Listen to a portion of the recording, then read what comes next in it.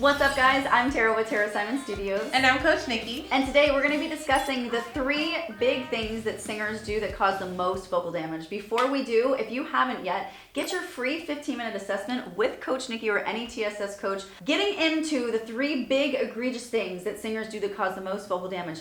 The first one is something that I call practice Tourette's. It's not really a great word, but it is really true to what I'm describing. So this is when a singer has a hard time getting something. Maybe it's a new riff they're learning. Maybe it's a high note that they've not been used to singing in their voice. It's not really fully baked in their muscle memory.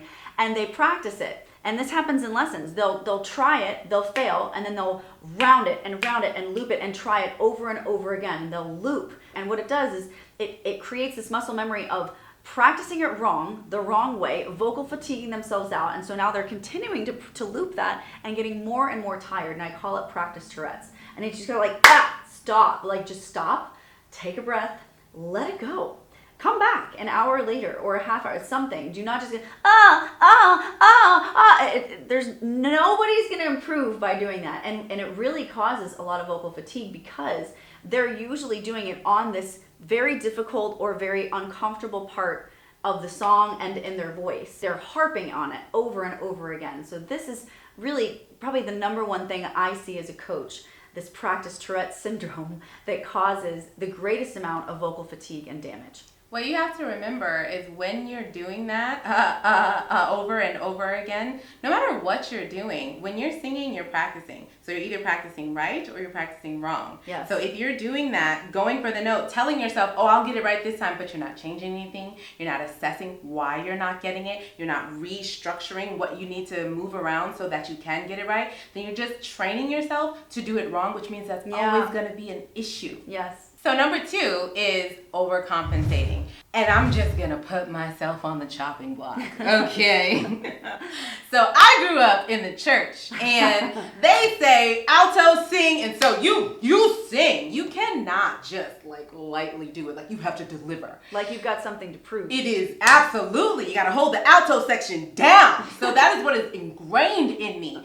But when you're performing, when you're singing in front of any type of audience, if where your mind is, oh, I have to do this, or oh, I want to do it right, you're going to do way more than you need to do. Yeah. Less is more. Yeah. I literally have to remind myself of doing that when I'm in the middle of a performance because you get excited, you get caught up in all the things. But if you're over pushing, you're straining, you're not using proper form or technique, so it's not going to sound the way that you want to sound. And that is why when you record yourself and you're like, oh man, or you hear a recording of yourself, you're like, I know I can do that better. Yeah. Of course you can. Yeah. Because you've done it when you weren't trying so hard. Right. But then when you're in front of somebody or you're recording yourself and you want to make it sound really good, then you're really trying and it sounds like crap. Yeah. So less is more. It's insecurity, really. It's I want to prove my worth and my value. I want to prove that I deserve to be on this stage. And so let me prove that. Let me show you. But in that attempt, there is this underlying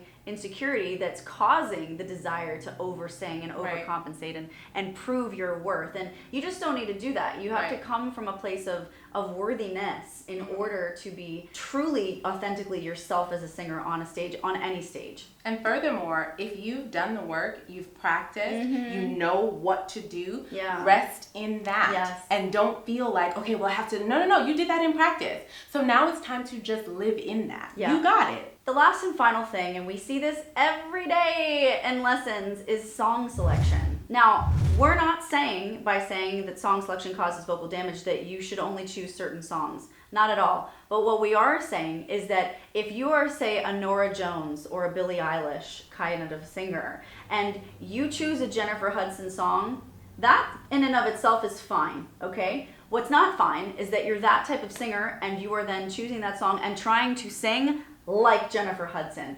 That is going to cause you a huge amount of vocal damage because that's not your lane. And we can, as coaches, teach you to build in a big voice vibrato and a bellowing chest voice, right? That's indicative of what you think of when you hear of Jennifer Hudson, right? But if you're starting off at Norah Jones and you're literally then trying to immediately, with no stops in between, go to Jennifer Hudson, you're going to hurt your voice and you're going to possibly cause irreparable damage. That's not the move, okay? Choose a Jennifer Hudson song, but turn it into a Jennifer Hudson song that's been flipped on its head and has this Jennifer Hudson vibe with a Nora Jones voice or a Billie Eilish style, okay? You have to be you, and the second that you decide to try to be someone else, your voice will tattletale on you and it will make you pay for it. And you have to keep in mind that your voice is special. So Nora Jones is who she is because she tapped into who she was. She wasn't trying to sound like someone else.